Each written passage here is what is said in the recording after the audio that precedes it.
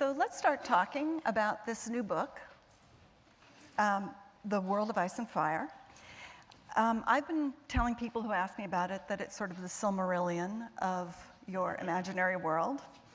And you wrote it with a couple of co-authors, so I'd love to hear you talk about whether it is the Silmarillion of the known world, and about what it was like to work with Elio and Linda.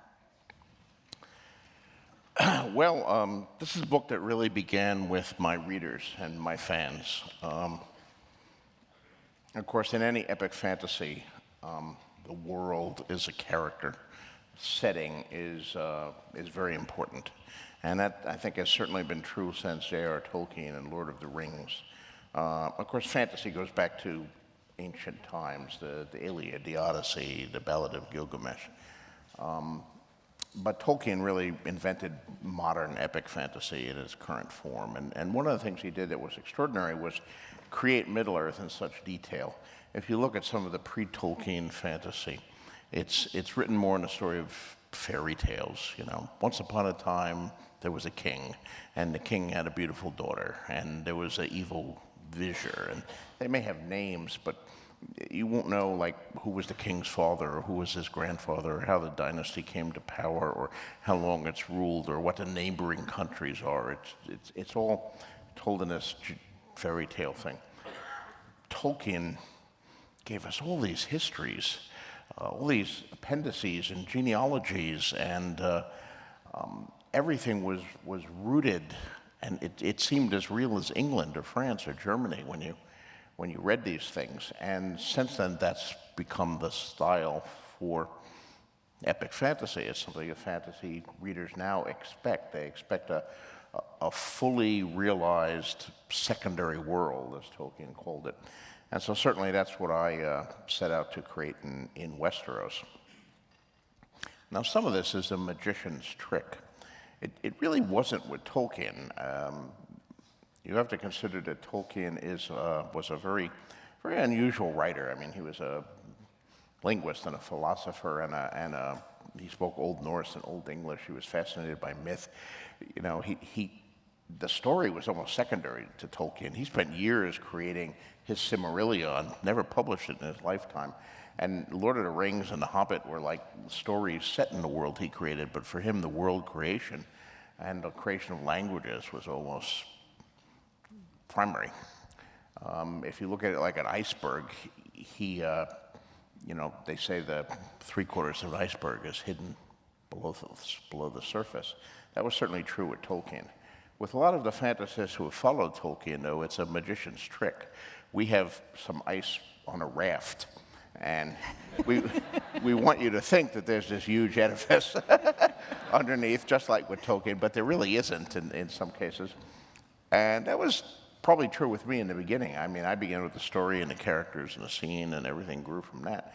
But the world grew along with the story, and I rapidly discovered, as I got into the writing, that the readers wanted to know more and more about this world. And they would send me emails and letters saying, this Dance with the Dragons that you mentioned, can you tell me more about that? It sounds fascinating. Aegon's conquest, how did Aegon conquer the 7 kingdoms when, you know, he only had a little army? You mentioned that, but I don't understand how it worked. Could you write me about that, or could you write a book about that? And you know, as the years passed, a lot of these letters came in, and some of the earliest ones came in from Elio and Linda. Elio Garcia Jr.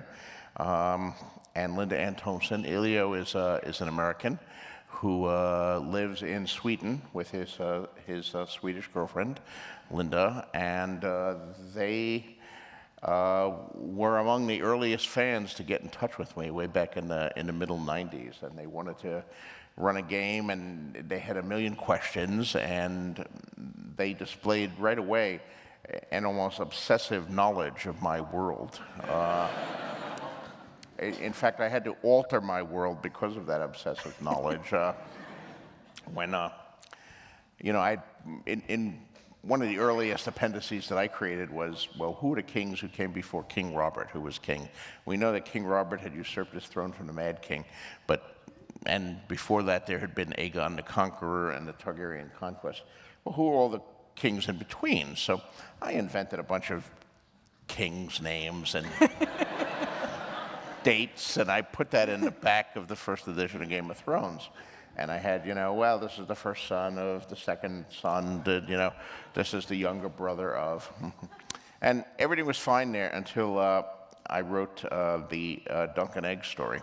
The first Dunk and Egg story, The Hedge Knight, which was set 100 years before the main Ice and Fire story. This is a set of, just in case anybody is not familiar with these, is 3 short stories.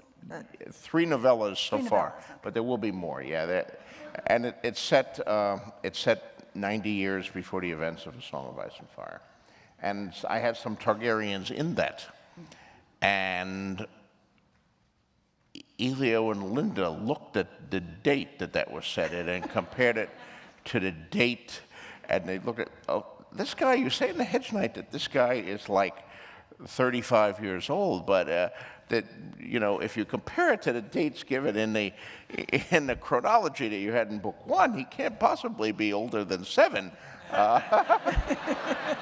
Because of how old were these people when they had the children and all that. And I went through all these dates, and damned if he wasn't right. So I had to change the list of Targaryen kings, and someone who had previously been a son now became a younger brother. So all the dates would work. But that impressed me right there that Elio and Linda really knew this stuff. So fast forward, as the years go by, I got more and more requests for something like this, a concordance or a world book. A number of other fantasy authors had done these, the so-and-so companion or the concordance or whatever. I said, okay, we'll do one too, and I'll have Elio and Linda come in, and they can do all the hard work. Because they keep track of the stuff better than I am. And we signed a contract back in 2008, I think it was. It was supposed to be delivered in, a couple years. We know how that works. And like many of my projects, it got, not only did it become late, but it got much bigger than it initially had begun. And I wound up creating a lot more material. The initial approach was Elio and Linda were going to go through the whole book, and they were going to, all of the published books and even some of the unpublished manuscripts at that point, and they were going to organize all the historical references and, kind of beat out an outline and a rough draft, which they would then send to me, and I would polish that and revise that and fill it out, and I would fill in the gaps, because inevitably there would be big gaps where I didn't say anything. And we were going to have a history and a who's who. And we started working on that. Elio and Linda really started working on the who's who.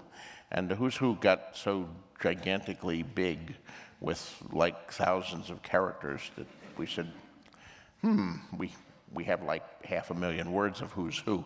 So we took that out and we put that on the app. So that's the World of Ice and Fire app, and you can find all the who's who's here. Everybody who's ever walked on stage and said, ouch, I'm wounded, will be mentioned there in the who's who. And then we concentrated on this, which is a book of history and legends, and I also wanted it to be beautiful. I'd looked at some of these other books that had been done. And some of them were pretty nice looking, but others were not. In fact, I won't mention names, but there's one prominent fantasy writer whose own fans call his concordance the big book of bad art. So I was determined that my book not have bad art. I wanted great art, lots of art on every page, a coffee table book heavily illustrated, by some of the top fantasy illustrators in the world, and that's what we set out to get, and that's what we got. People like Magali Villeneuve and Ted Naismith and Mark Simonetti, Michael Comark. We used a lot of art from Fantasy Flight Games, which has generated some wonderful art for the Game of Thrones card game and board game, and it is always finding some great artists from around the world for us. So, all of that was very exciting. As usual, it grew bigger than anticipated. Our initial budget was that we were supposed to provide them with 50,000 words of text. And the rest would all be art, you know, and it would be a nice book. Elio and Linda, by the time they finished their portion of the thing, provided me with 70,000 words of text, just working on the stuff in there. And then I was supposed to add some sidebars, filling in gaps. And, you know, I did with things I knew about history that I'd already made up the stories and the characters, and I knew kind of how they worked, but I hadn't found a place to put them in the novels. So I'll put them in here as sidebars. So I wrote like 300,000 words of sidebars.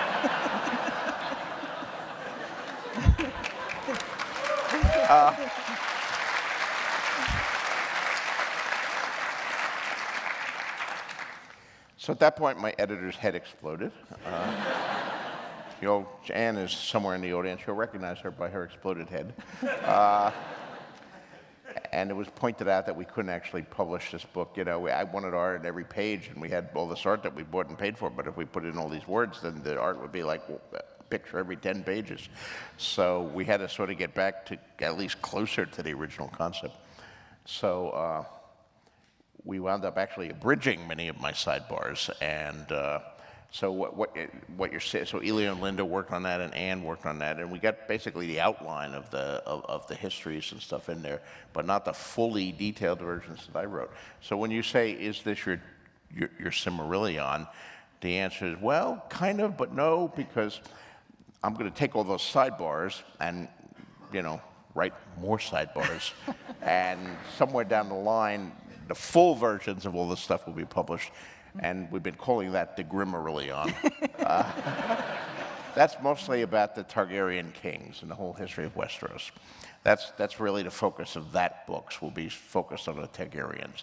This book has a shorter version of that in, but it also has the regional histories of each of the regions of Westeros and the noble houses, and it has a lot of material about the 9 free cities and the civilizations of Essos and the Summer Islands, and even some stuff about the Basic Islands and the further east and the furthest east, and et cetera, et cetera. So a lot of great stuff. I hope you guys enjoy it. It was a lot of fun to write, I'll tell you that much.